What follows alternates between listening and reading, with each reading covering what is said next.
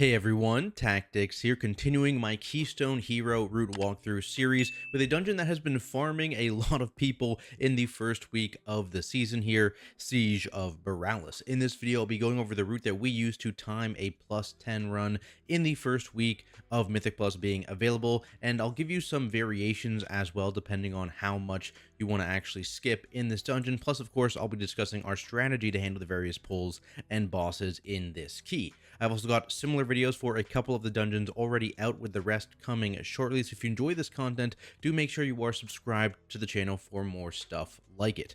Otherwise, let's get into the key here. And you will notice, actually, this is not a Twitch font. This time, unfortunately, I started to get a bit sick over the weekend, and I'm just getting over it now. So this was not actually a streamed run, unfortunately. However, I did at least have the foresight here to actually record the run so we can actually go over it. So right off the top here, we're going to do a big pull. Grab all this stuff here. Gutters are, honestly, they don't really do much. They die very, very quickly, and that's a common theme in this dungeon. There's a lot of mobs that like seem like they're inflating the pull count, kind of like Arakara, but you can see the health differences here, right? So this pack, I think, is actually only going to be like 4 mobs once it's all said and done, though they do put an annoying haste reduction on the tank.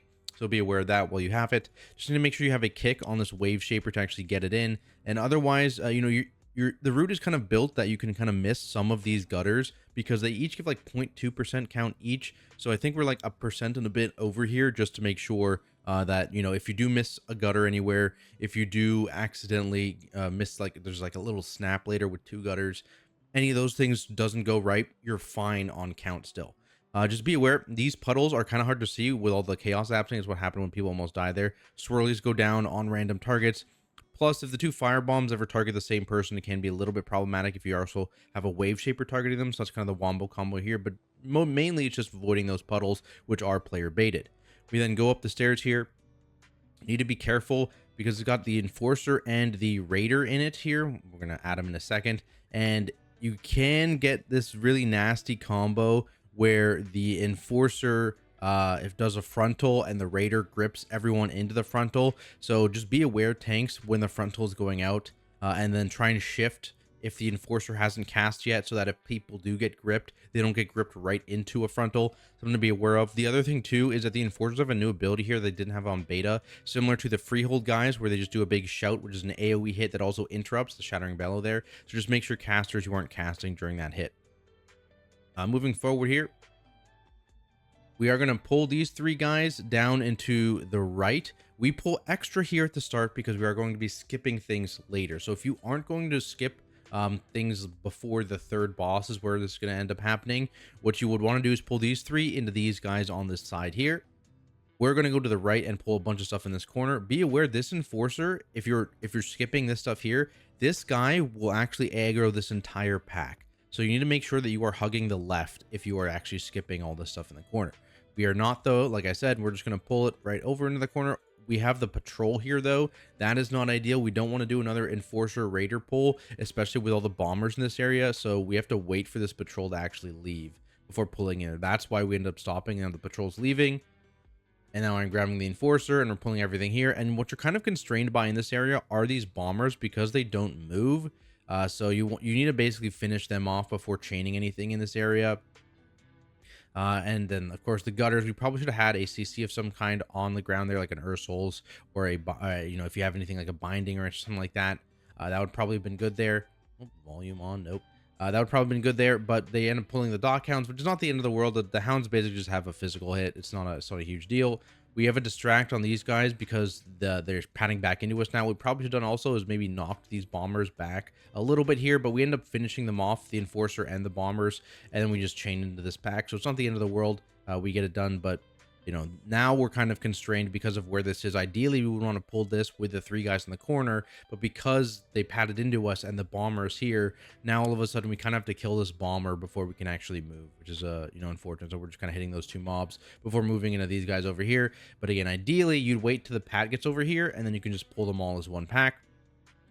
Nothing crazy in this pack here. And then we're moving forward all the way down, pulling these gutters into the big pull here. And again, kind of want to try and move towards the bomber once you notice it. The hook obviously is coming in, but luckily there's no frontal in this pack. And then just try and bring stuff on top of the bomber, because you're kind of constrained here by killing this bomber before you can move. Though again, there's also a raider in this pack, I believe, so you don't want another double raider pull, so you kind of need to kill everything. Be aware of any attacks like arcane orb, other things like that. The mobs running into the boss. It's very easy to pull this boss by accident, and with like these trash packs up, that's very, very dangerous, of course. I think we do it actually though. Yeah, I think we accidentally pull.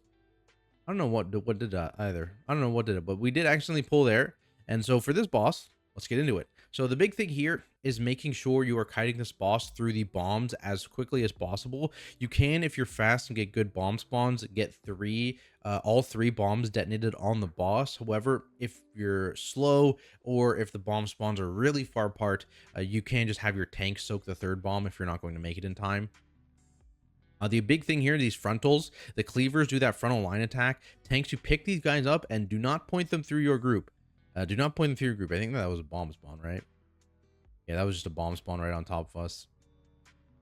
Oh no, that was a bomb spawn into a hook. Yeah, so this is the bad part about actually pulling the trash with this guy. So yeah, we just had a bomb spawn on top of us. I move out, but he hooked people, and just the angles of where everyone was at, they were on this side of the room. They get hooked right into this bomb detonation. Well, luckily I only killed one person, not three, but that would, like, that's what I'm talking about, where you want to really kill this trash before killing the boss, because yeah, that is not an intended mechanic, but we end up recovering okay. The main difference now also, this boss, whenever he does hit a bomb, which I believe he did hit a bomb here, right? Yeah, he does get a damage amp now, so you get some extra damage against the boss, but then every time he recovers from this damage amp, he will hook everyone in, and then he will do an AoE. This score crash AoE always deals damage, as you can see, but the damage is significantly increased if you're in that swirl. You just want to make sure you run away. And then we're back to kiting for the bombs. So we're going to the bombs. I'm going to try and get myself over there. I'm basically just baiting this frontal away from the group initially, but it's not even the end of the world. Oh, you know what? I'm running over to get a bomb, because we've decided we can't reach this bomb in time. So I go look, we call, hey, he's in the stun. He's going to have to kite all the way over here. We're not going to be able to get the bomb, so I just go soak it. Frontal's over there. Now we're kind of picking up the new ads. And you can see the ads do seem to spawn at health of the boss, 75, 50, and 25 on top of the ones that spawn on pull. So that's kind of when you need to be ready to pick up some new cleavers.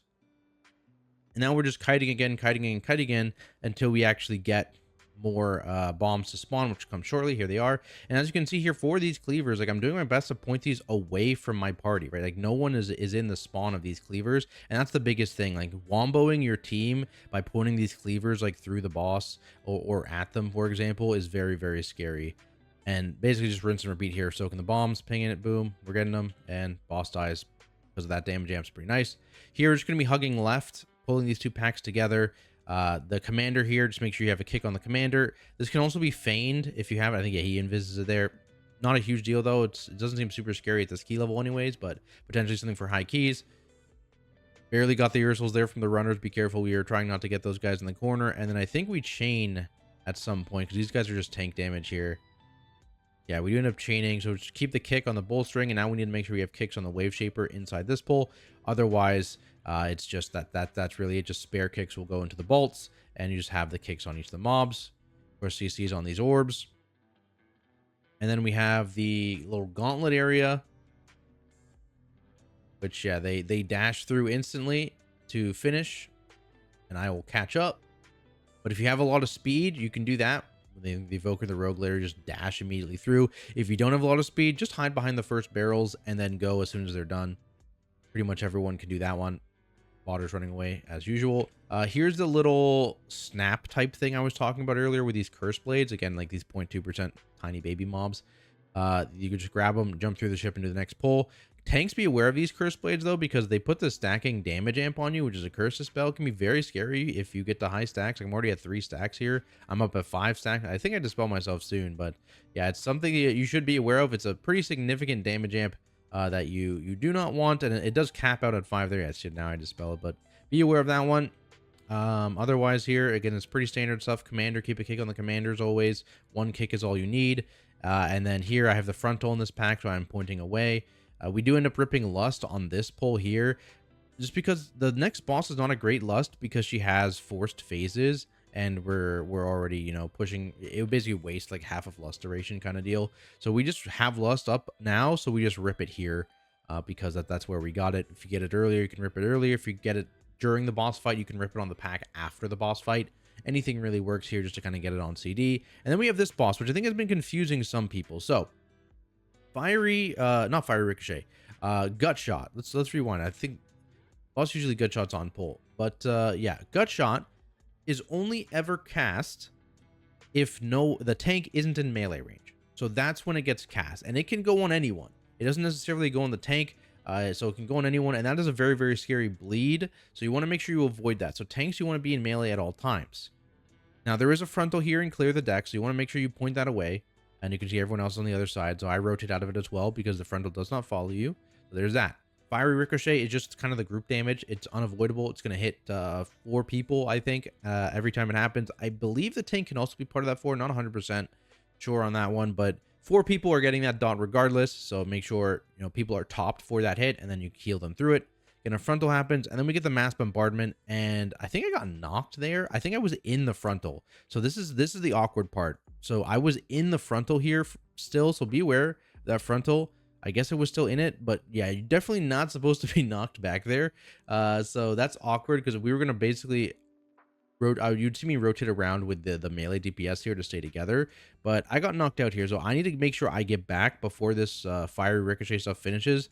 Otherwise, the gut shot would have gone off. So I need to immediately run back. This is a bit weird, but basically what you can see here is you can put 2 of these circles down in one spot. And usually basically me and the rogue are now rotating together, but you can drop 2 of those circles in one spot and then move, and you can conserve space. And basically as a tank, what you want to do is point that frontal away and then move and stack on top of your melee, and then you can rotate around the boss together.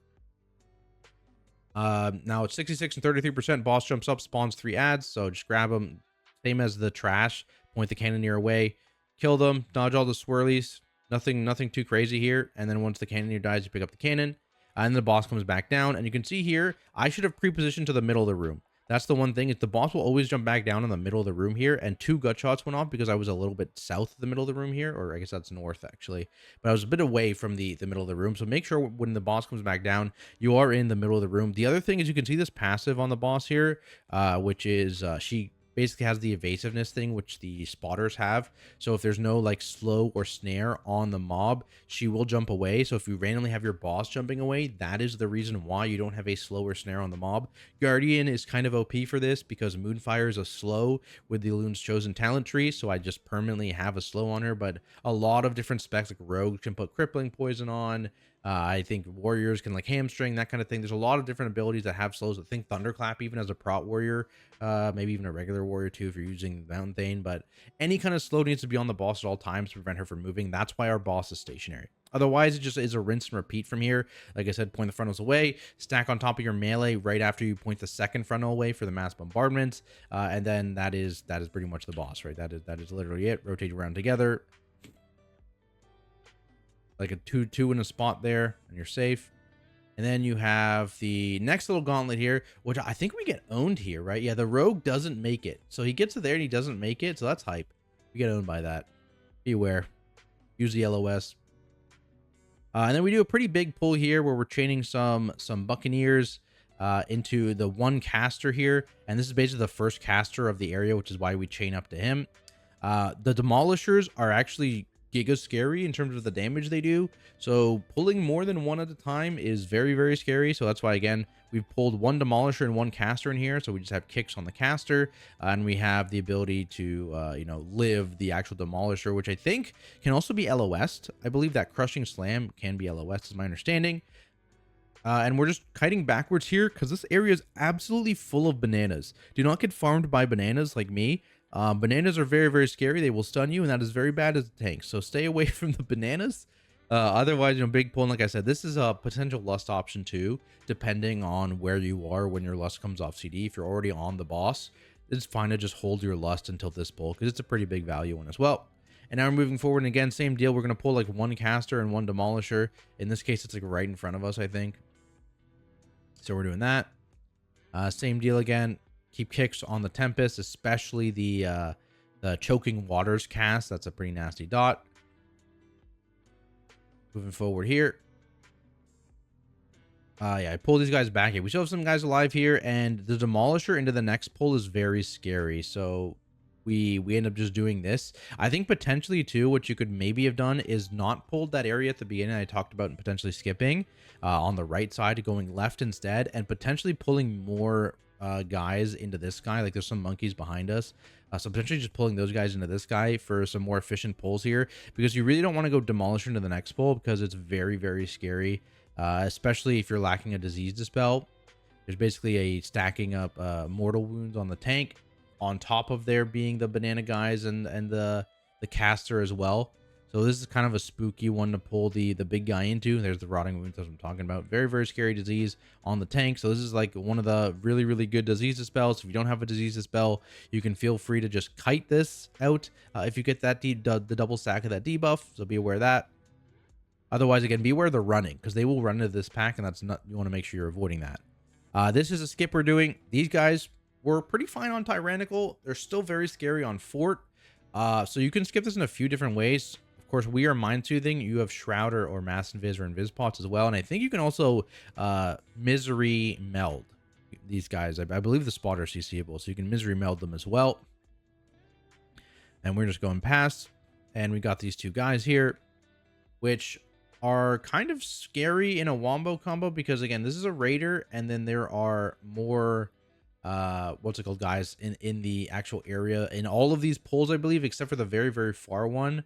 There are more of those what are they called, the commanders or the more raiders. So you don't want to stack these guys up. So again, it's kind of a little inefficient pull that we're doing here with these two mobs. And I think, again, if you look into high keys, they're probably going to end up skipping these mobs with like a meld type thing. With the true sight they have, they'll just put them to the side, have them run through like Warrenstone meld or something like that, as what you're probably going to see happen. But for now, they have true sight. We're just going to W key and pull them. Waiting for them to run back because they released, and they're here now. So we're gonna pull in one pack at a time, basically this one and then the other one here. Nothing too crazy. Again, there's a kick guy, there's a commander. Poison debuff goes up on the tank in this pack, so you want to dispel it as often as you can. It's capped at 5, so just dispel 5 stacks. Then there's an enrage here, which you can soothe as well. And then we're going to do the pull here, and we're going to leave that pull up because we're going to be at count here, as you can see, and we have extra because of those dogs at the beginning, I think. But basically, you don't need to pull that pack in the corner. You can do the boss fight without it. So speaking of this boss fight, so this was actually changed the timings partway through the week. So at the beginning of the week, you would sometimes get these really nasty overlaps with the waves, which happen back to back now. You get 2 sets of waves where he would either spawn puddles in the middle of that or shoot a tank frontal in the middle of that. Halfway through the week, they hotfixed that to force the boss to do no abilities during the wave. So it's a lot easier now to actually handle. Basically, I'm going to pull the boss away from the statue initially because we're going to spawn some puddles.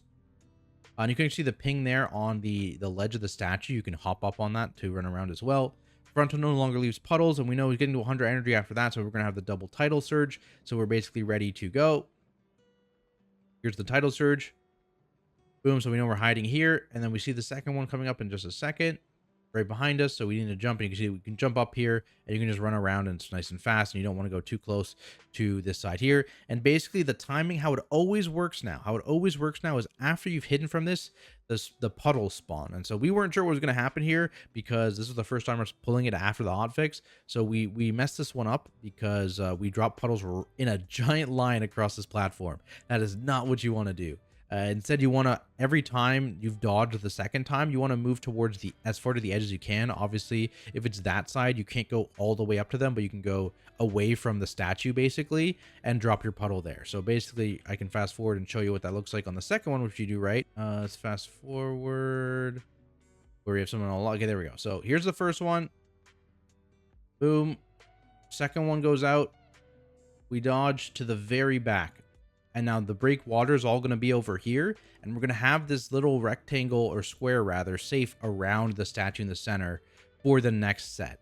And that's kind of the goal here, is to always kind of have this area around the statue itself relatively safe, except for this one random puddle here that's kind of messing us up right now, but that's okay. So, and that's kind of why, positioning wise throughout the phases, again, you want to try and drop stuff over towards the edges and not directly on top of the statue to give you that space to actually dodge the waves when they happen. That's the biggest thing. So a little bit easier now after some odd fixes. Then we go down to the final boss here.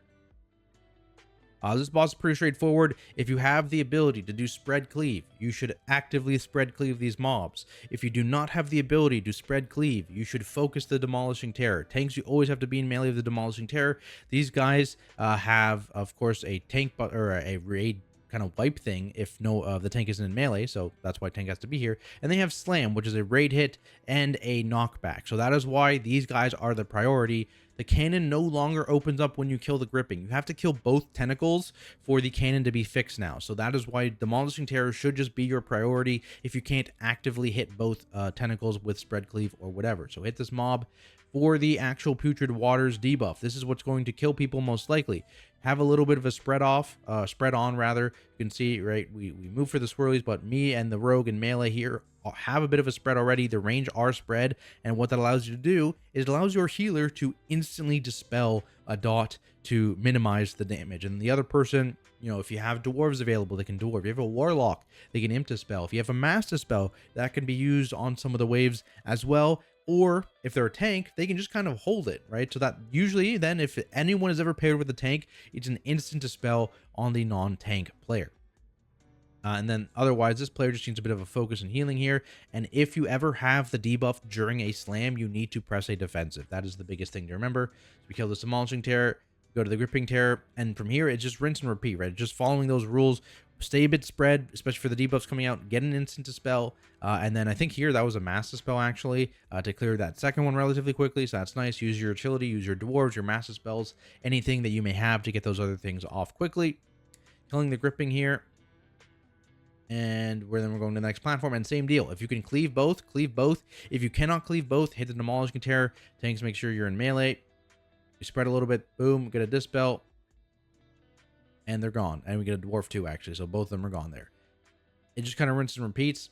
One thing to be aware of potentially for this next one is sometimes this boss likes to melee people. It seems like they actually fixed it here, but I'm not 100% sure. And again, I'm just waiting here for a dispel before we go. Boom, we go. So I make sure to taunt this boss and wait for the evoker a little bit. I think we go a little bit too early. I fall into the water here, but we go and smack the Demo Terror off the pole. So just be aware of that. If your tank isn't there yet, especially for this last one, do not go touch the Demo Terror. Because, yeah, again, potentially this guy in the past has just decided to melee people running by them, which is why I taunt him and stand right here. And it looks like they may have fixed it because he didn't do it there, but that doesn't mean that they did fix it. So that's why I did that. It was something that was very common in BFA, and it did happen a couple times on the beta. So we'll see. And otherwise, though, you know, it's just a rinse and repeat. There's like some safe spots. I think range can stand up here. Yeah, where it's like very, very easy, and you just get knocked like back into the staircase. So it's kind of nice. But otherwise, yeah, melee just need to be a little bit spread. Especially when killing this Demolishing Terror, and otherwise just focus the Demo Terror, then the Gripping, and then you fire the cannon, and then the boss is dead. So there we have it, guys. That is Siege of BORALUS. Hopefully this video helps you get your portals, and if it did, be sure to leave a like and subscribe for more content like it. Otherwise, of course, I need to give a massive thank you to my Patreons for their continued support, and I'll see everyone in the next video.